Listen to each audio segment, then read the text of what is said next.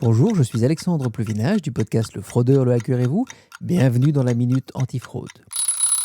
Aujourd'hui, nous allons parler d'un problème lié à la fraude en ligne et qui est encore malheureusement trop mal connu, les mules financières. Ce sont des gens qui vont volontairement ou involontairement prêter leur compte bancaire à un fraudeur pour faire transiter l'argent volé de la traite d'êtres humains, l'argent de la drogue ou l'argent de la fraude en ligne. On les appelle mules financières bien parce qu'ils transportent l'argent volé comme les mules peuvent transporter des biens dans les montagnes par exemple.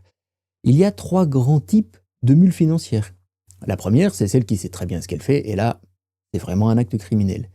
La deuxième, c'est celle qui le fait sans vraiment avoir conscience du risque qu'elle prend. Et c'est ce qu'on voit beaucoup avec des étudiants. Et la troisième, c'est celle qui va se faire involontairement transformer en mule financière parce que, en ayant partagé les codes d'accès à ses comptes via du phishing par exemple, elle va aider le fraudeur à faire transiter l'argent et lui ayant accès au compte, il pourra lui ensuite faire les transactions vers d'autres comptes bancaires. Comment est-ce que les gens sont recrutés ? On voit pas mal de publicités sur les médias sociaux par exemple, avec des images de gens qui proposent des grandes liasses de billets et de la richesse en faisant pas grand-chose. Il y en a aussi qui vont aller dans les universités, dans les écoles, pour proposer un petit peu d'argent contre une carte bancaire et un code PIN. On ne prête pas sa carte bancaire ni son code PIN parce que ça donne accès à sa banque en ligne. Et puis il y a, j'en avais déjà un petit peu parlé, cette nouvelle tendance qui est de proposer un petit peu d'argent en faisant des actions simples. La première, je l'avais déjà dit, c'était faire des likes sur Instagram par exemple. Et puis ensuite, c'est de transférer des petits montants. Mais ça permet de faire transiter de l'argent qui a été volé.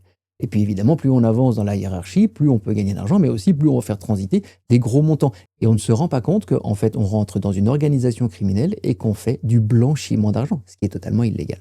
Donc s'il vous plaît, parlez-en avec vos enfants, avec vos jeunes, qu'ils sachent ce que c'est qu'une mule financière et que quand on leur propose de l'argent contre un accès à leur compte bancaire, ils doivent refuser et même dénoncer le compte sur la plateforme s'ils ont trouvé ça sur les médias sociaux ou aller à la police pour dénoncer la personne qui a essayé de les recruter. C'était la Minute Antifraude, prenez soin de vous et soyez prudents en ligne.